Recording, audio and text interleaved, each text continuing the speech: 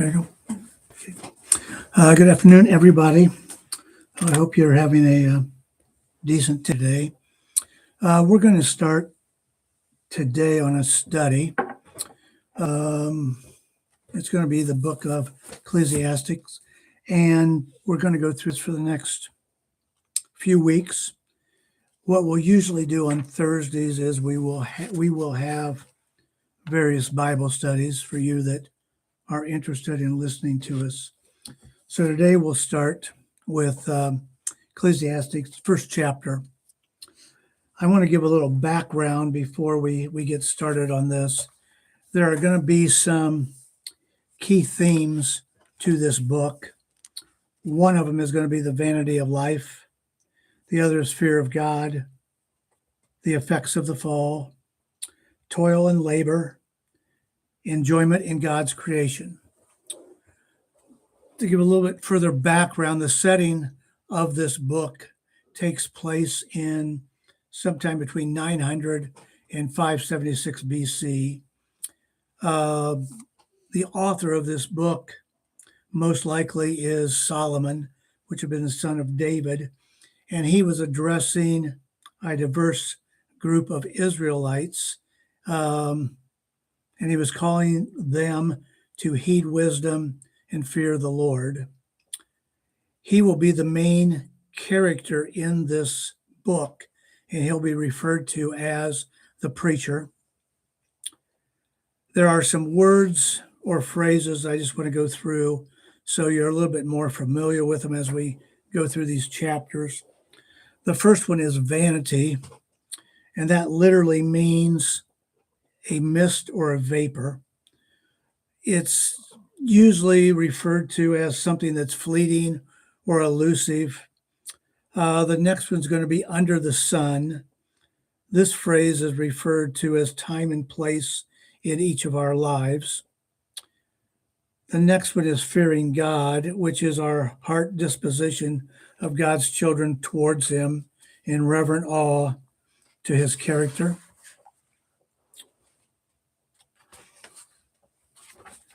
So we'll start here we will read each verse and then talk just briefly about each verse in terms of what the meaning of the text is. I want to preface this to say we're using a book that was written by Alistair Begg.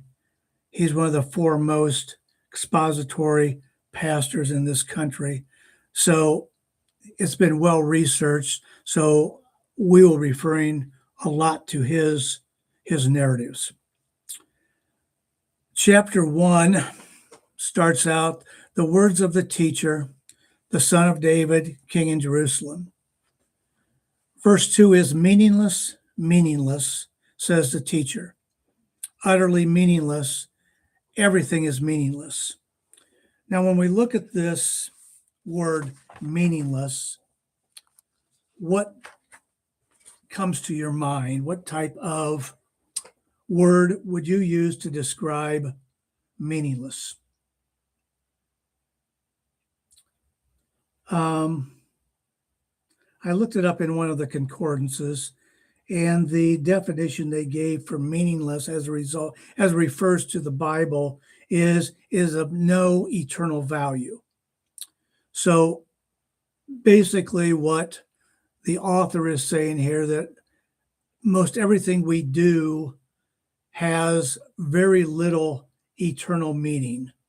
I was thinking about what are some of the things we think have meaning, yet lead us to discontentment. And I mentioned, I'll list a couple of these here, a few of them. One is material things. The next one is money, position, influence, knowledge, and immediate gratification. Now, each of those have significance, but they have short-term meaning and short-term value because generally, after a short period of time, we have forgotten the value of it, and it also has become something that we think we need more of. And especially when it comes to the material things in this country, and especially in this 21st century. So that is meaningless means no eternal value. The next verse is, what does man gain from all his labor at which he toils under the sun? I want to go to a verse out of Psalms. It's Psalms 127. It's one of my favorite verses that I use when I send out my devotions every morning, or usually once a month. I'll reference this book. And in Psalms 127, it says, unless the Lord builds the house, its builders labor in vain. Unless the Lord watches over the city, the watchmen stand guard in vain. And I think that has some application to the very verse 3, that what do we gain from our labors? And the fact is, we gain nothing. We just toil and we spin our wheels, but nothing eternal comes from that. Verse 4 talks about generations come and generations go, but the earth remains forever. And what the author is referring to here is people's lives come and go, generations come and go, and in many cases, they're forgotten. They're temporary in nature, and it's not that we completely forget them, but as time goes on, we put less and less emphasis on the previous generation. Verse 5 says, the sun rises and the sun sets and hurries back to where it rises. The wind blows to the south and turns to the north, and around it goes, ever returning on its course. And what Solomon is referring to here is life is very repetitive, in that it really doesn't change much from day to day. We rise in the morning, we go to bed at night, we rise the next morning, we go to bed the following night. And our routines are pretty much entrenched into our lifestyles. The sun comes up in the morning, it sets at night. Usually we have a beautiful sunrise, a beautiful sunset, and it all starts over the next day. Verse 7 is, all streams flow into the sea, yet the sea is never full. To the place the streams come from, there they return again. And that refers to the previous verses 5 and 6, that everything is consistent and everything continues to be as it was yesterday. Verse 8 talks about all things are wearisome, more than one can say. The eye never has enough of seeing, nor the ear is filled with anything hearing. And in this verse, the author is referring to that life is insatiable. In other words, the appetite we have is never satisfied. And I think it goes back to verse 2 about meaningless and the things that we chase in this world, that we achieve them, and yet in just a short period of time, we've already lost the importance of it or the significance of it. I'm going to turn it over to Riley, and she's going to complete this chapter. All right. Well, hello, everyone. As we continue here in verses 9 and 10, it says, history merely repeats itself. It has all been done before. Nothing under the sun is truly new. Sometimes people say, here is something new, but actually it is old. Nothing is ever truly new.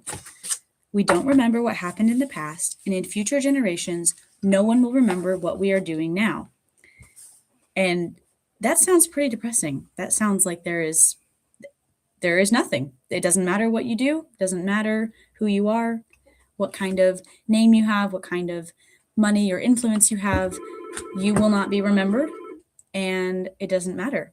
And so the author is he's referring to this as that life is the same old, same old. What has been will be. What has been done is what will be done, and there's nothing new. Anything that we could think of to create, it's not new. It's already been created. And just when we think we've had a new idea, it's already been done. In the framework of life under the sun, there are no surprises. There's no true breakthroughs. And then in verses 12 to 18, he's kind of finishing out the chapter, and I'll read those. He says, I, the teacher, was king of Israel, and I lived in Jerusalem. I devoted myself to search for understanding and to explore by wisdom everything being done under heaven. I soon discovered that God has dealt a tragic existence to the human race. I observed everything going on under the sun, and really it is all meaningless, like chasing the wind. What is wrong cannot be made right. What is missing cannot be recovered. I said to myself, look, I am wiser than any of the kings who ruled in Jerusalem before me. I have greater wisdom and knowledge than any of them. Verse 17. So I set out to learn everything from wisdom to madness and folly. But I learned firsthand that pursuing all this is like chasing the wind. The greater my wisdom, the greater my grief. To increase knowledge only increases sorrow. So in these verses, he is referring, Alistair Begg is referring to this, that life is marked by insignificance. The preacher, in verses 12 to 18, the preacher is raising this question, that is there true life before death, or are we limited to mere survival? Is there a reason we're here? Is there any significance or importance to the actions that we have and the things we do in this life? That's his question. He's searching this out, which I think is a valid question for each one of us to think about, of what are we doing, and is there any meaning to it? Is there any meaning to my relationships, to my children, to my job? And because the preacher here, he was the king in Jerusalem. He saw everything. He was over everything, and he searched this all out. And Alistair Begg, at the end here, he says, life is like a Rubik's Cube with 2 blocks missing. No matter how many times we spin it, it can't be solved because it's inherently flawed. And he's in verse 15 of chapter 1 of Ecclesiastes. He says, what is wrong cannot be made right. What is missing cannot be recovered. And so he's in this kind of conundrum of trying to figure out what's the point. And then at the end, he says, the greater my wisdom, the greater my grief. And to increase knowledge only increases sorrow. So the more he learned, the more he realized how empty everything he tried was, which we'll talk about in chapter 2. It didn't satisfy. There was nothing. And he just became more sorrowful and more upset about it. And so at the end of this, there are some questions here that Alistair puts in here. And I think it's important to ask, after we've kind of studied this and talked about the verses, I think it's important to at least think about these questions. And if you want to, you can write down some answers to these. He says, in 2 or 3 sentences, summarize the main point of this passage. How does it fit into the broader picture of God's revelation? And for me, I just wrote the strivings and searchings of a man who had everything, because he was king. He had access to whatever he wanted. And yet he goes on this long philosophical journey. And then another question that we've got here is that God does not appear as a character in Ecclesiastes 1. God is never mentioned, but we may be reminded of him as we think of the vanity the preacher describes. how does God stand in contrast to what we see here? From our knowledge of God and who he is and his character, how does that coincide with what is being talked about here in Ecclesiastes? What are the differences? And I wrote that God gives everything and everyone purpose, because that's something that the preacher is talking about, is what's the purpose? God fills the emptiness we see and what we feel, and God supplies the wisdom we lack, because the preacher is looking for wisdom and seeking it out, and God supplies that. And then one of the last questions here, Jesus offers us a significance and a permanence that the world cannot. Are there any worldly promises that you tend to put your hope in?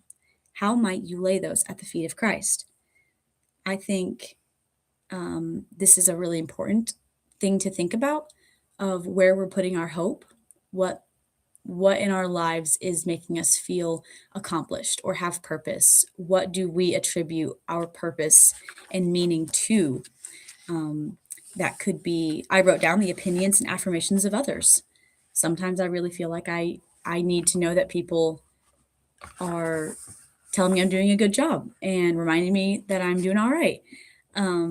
Where sometimes I put my hope in that, in my satisfaction in that, when it should be putting my hope in Jesus. And another one is that I will be satisfied when I'm successful. I think that's a really big one, thinking, oh, if I have a better job, if I have a better situation, if I have more money. And so I think all of those are ways that we can kind of put our hope in worldly things, but we find out that those are not sad. They don't satisfy, they don't fulfill us. And we're always constantly searching for more, just like the preacher is constantly searching for more to life than what he sees and what he has experienced. Yeah, I think that question kind of goes back to when we were talking about what do we determine to be meaningful in our life, Yeah. but ends up being only temporary and really never satisfies our appetite. Mm-hmm. And again, it's the material things of this world that most all of us at one point or another have strived to accumulate. You know, it's kind of like you buy a house and then you have children and the house is adequate, but all of a sudden you realize, well, we need another bedroom or we need another bathroom. So you end up looking at a larger house. And then in time, you find that larger house really didn't satisfy the need, because now everyone's separated in a bigger home rather than being together.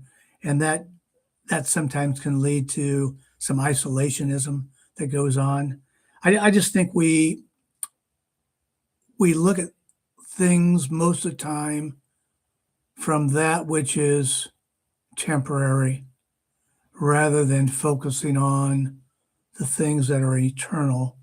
I know I have a scripture I wanted to go through when I was talking about knowledge, and it comes out of 1 Corinthians 8:1, and it says, knowledge puffs up, but love builds up. And what Paul's talking about here is that while knowledge is good, it can lead to arrogance, such as puffing up, whereas love, agape love, fosters humility and strengthens the community. And I think we're kind of in a culture where intellectualism is looked upon so favorably. And if someone is well educated with a number of different degrees behind their name, that they are of higher regard than people that are not.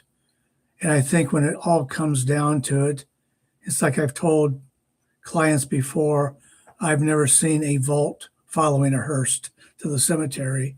So everything that we have basically is left here, and really doesn't have any eternal value. Now, some of the things we have can be used for eternal value, such as resources that we are beneficial in helping other people that are in need, that does have eternal value.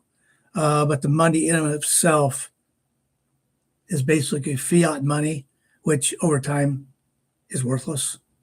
So those are just a couple other ideas from this first chapter. You have anything else you want to add?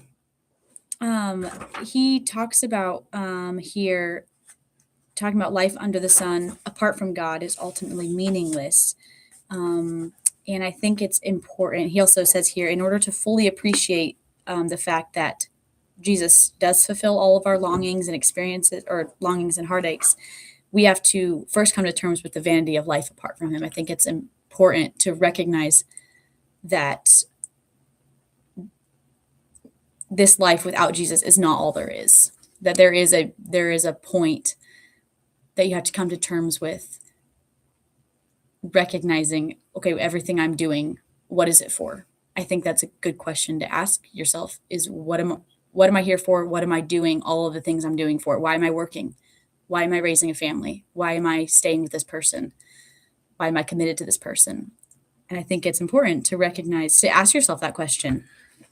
And as we go on in this study, we're going to see at the end in Ecclesiastes how the author, the preacher, comes to realize that the only way to have meaning to anything you do is to be surrendered to Jesus. And so I think it's important to face reality as it is. True. I just thought of a song. It's called You're So Vain. It's by Carly Simon. Oh, man. That she wrote in 1972. And I would read it, but it's rather lengthy.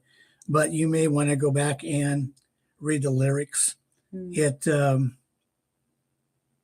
quite true and quite realistic of how a lot of lives are today. I think that will wrap it up for tonight. Next Tuesday, we will be talking about chapter 2, which is entitled Pleasures Are Meaningless. So we hope you found some value in this tonight and that you would join with us next Thursday at 4 o'clock again to go through this next chapter. Thank you for listening and have a good evening.